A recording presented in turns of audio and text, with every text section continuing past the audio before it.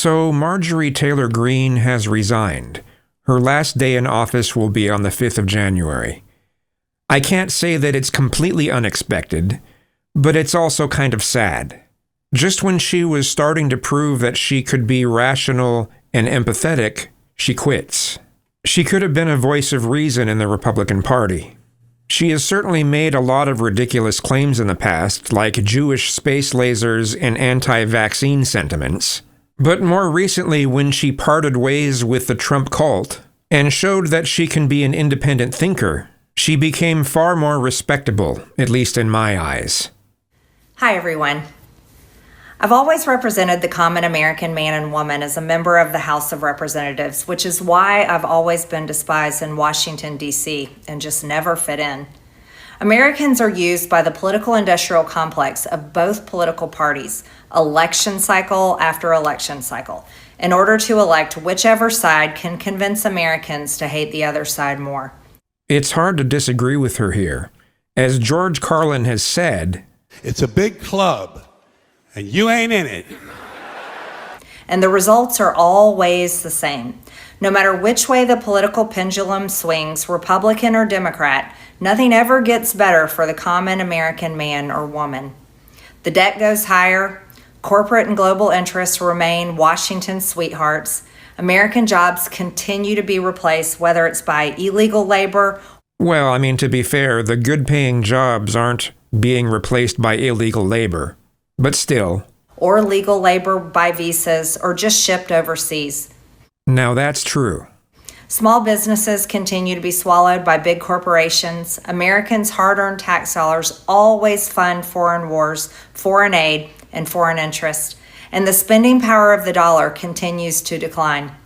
It's interesting that Trump ran his campaign on that originally, and now that he's in office a second time, he's proving to be just as much of a neocon as the rest of them. The average American family can no longer survive on a single breadwinner's income, as both parents have to work in order to simply survive. And today, many in my children's generation feel hopeless for their future and don't think they will ever realize the American dream. And that breaks my heart. It should break everyone's heart who actually cares about this country. I ran for Congress in 2020 and have fought every single day believing that Make America Great Again meant America first. I have one of the most conservative voting records in Congress, defending the First Amendment, Second Amendment, unborn babies because I believe God creates life at conception, and I love to fight for the little guy. Well, I also believe life starts at conception, but I also believe someone has the right to remove something growing inside them, regardless of if it's another living human being. Strong, safe borders, I have fought hard for that. Now that's one area that Trump is doing a good job in, protecting the borders.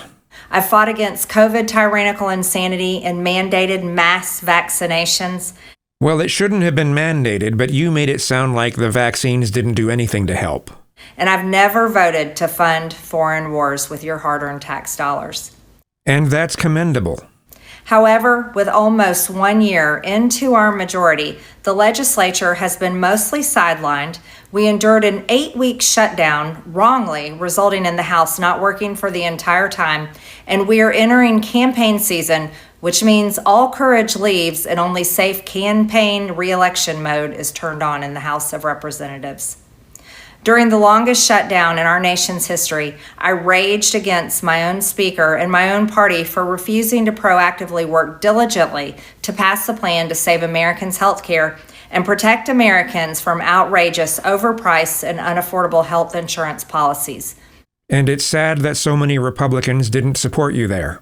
It's sad that so many Republicans just seem to think survival of the fittest should be the motto of the country. The House should have been in session working every day to fix this disaster. But instead, America was force-fed disgusting political drama once again from both sides of the aisle on television every single day. Yeah, the propaganda was on both sides, but the worst propaganda was from the right, claiming that Democrats wanted to expand Obamacare to cover illegal immigrants. My bills, which reflect many of President Trump's executive orders, like calling for a new census counting Americans only to draw new districts, You know, I'd have to agree with that. People who are undocumented shouldn't be counted in the census as far as I'm concerned. Making English the official language of the U.S., making it a felony to medically trans a minor. Well, it was already illegal to do those kind of surgeries on minors, but then there's the puberty blockers, and that's just very questionable. And other bills like eliminating capital gains taxes on the sale of your primary home and eliminating H-1B visas. Well, I don't think H-1B visas should be completely eliminated, but they should certainly be limited. Just sit. They all sit collecting dust. That's how it is for most members of Congress bills. The Speaker never brings them to the floor for a vote. Many common Americans are no longer easily convinced by paid political propaganda spokespersons and consultants on TV and paid shills on social media obediently serving with cult-like conviction to force others to swallow the political party talking points. Like rooting for a sports team. Because they know how much credit card debt they have, they know how much their bills have gone up over the past 5 years. They actually do their own grocery shopping and know food costs too much. And they know that you don't have to show your ID to buy groceries. Their rent has increasingly gone up and up. They have been outbid by corporate asset managers too many times when they put in an offer to buy a house. They have been laid off after being forced to train their visa-holding replacement. The college degree they were told to earn only left them in debt with no big six-figure salary. And most Republicans don't care anything about that. They just tell people not to go to college. They see more homeless people than ever on their own community streets. They can't afford health insurance or practically any insurance, and they just aren't stupid. Good points. These are the people I represent and love because that is who all of my family and friends are, common Americans. I've been blessed to represent the 14th District of Georgia for 5 years. The district is filled with some of the most wonderful, kind-hearted, God-fearing, patriotic, hardworking people you will ever meet. Well, I don't see how being scared of the wrath of God makes them better people, but go on. Good, regular, common Americans. I've worked hard to bring taxpayer dollars back home to help district needs. I impeached Biden's Secretary of Homeland after watching my constituents die as he facilitated dangerous open border invasion into America. I'm still not sure whether I'm willing to call it an invasion, but it was certainly irresponsible actions by the Biden administration. And I led the effort to defund hard-left politically biased NPR and PBS and the corrupt USAID, and I did that as chair of the DOJ subcommittee. Defunding USAID hurt a lot of people. I have fought harder than almost any other elected Republican to elect Donald Trump and Republicans to power. Are you really still proud of that? I traveled the country for years. I spent millions of my own money. I missed precious time with my family that I can never get back. And I showed up in places like outside the New York courthouse in Collect Pond Park against a raging leftist mob as Trump faced Democrat lawfare. Meanwhile, most of the establishment Republicans who secretly hate him. Don't you hate him to a certain degree? And who stabbed him in the back and never defended him against anything, have all been welcomed in right after the election. Well, Trump started welcoming neocon policies, so... And I will never forget the day I had to leave my mother's side as my father had brain surgery to remove cancerous tumors in order to fly to Washington, D.C. to defend President Trump and vote no against the Democrats' second impeachment in 2021. Are you still actually proud of that? I mean, you don't like his neocon policies. Are you still actually proud of what you did there? My poor father and my poor mother, it was way too much for all of us. And I'm sorry you went through that. Through it all, I never changed or went back on my campaign promises and only disagreed in a few areas, like my stance against H-1Bs replacing American jobs, AI state moratoriums, debt-for-life 50-year mortgage scams, standing strongly against all involvement in foreign wars, and demanding the release of the Epstein files.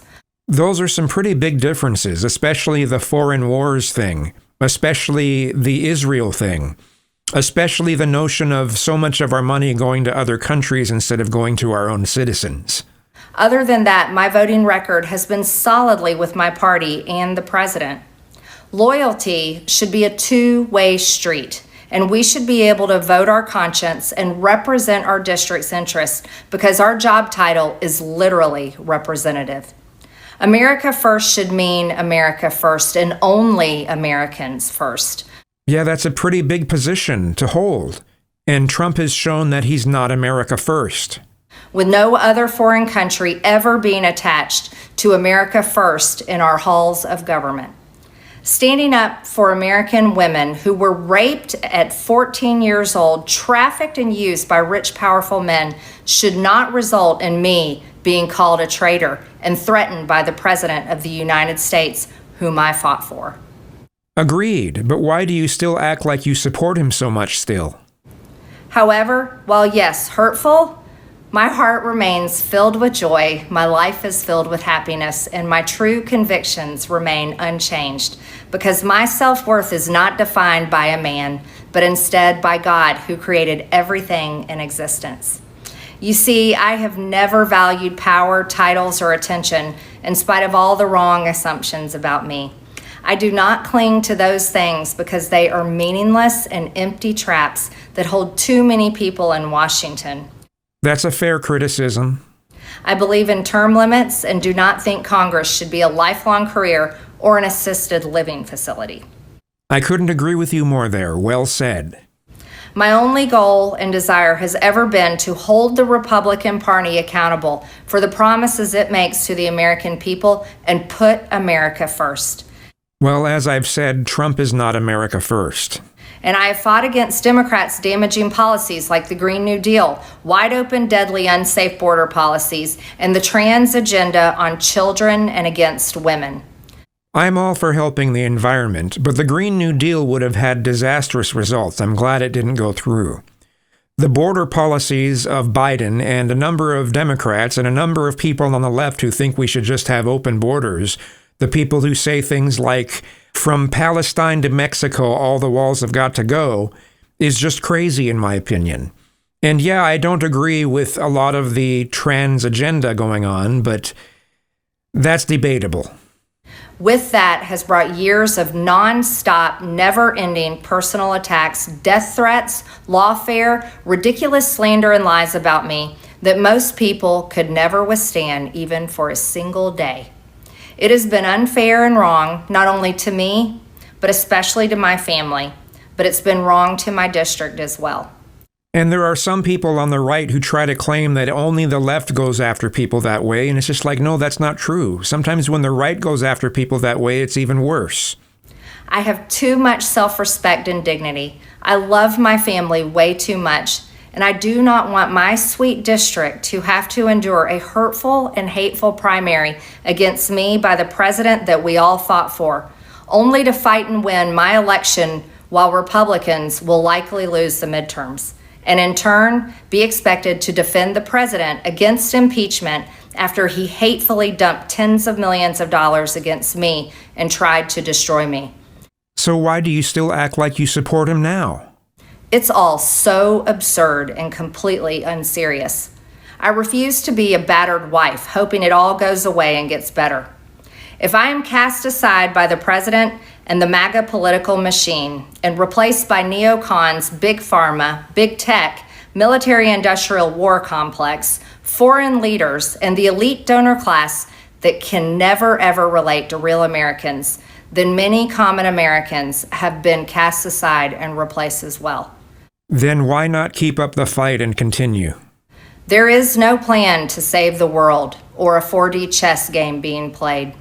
When common American people realize and understand that the political industrial complex of both parties is ripping this country apart, that not one elected leader like me is able to stop Washington's machine from gradually destroying our country, and instead the reality is that they, common Americans, the people, possess the real power over Washington, then I'll be here by their side to rebuild it.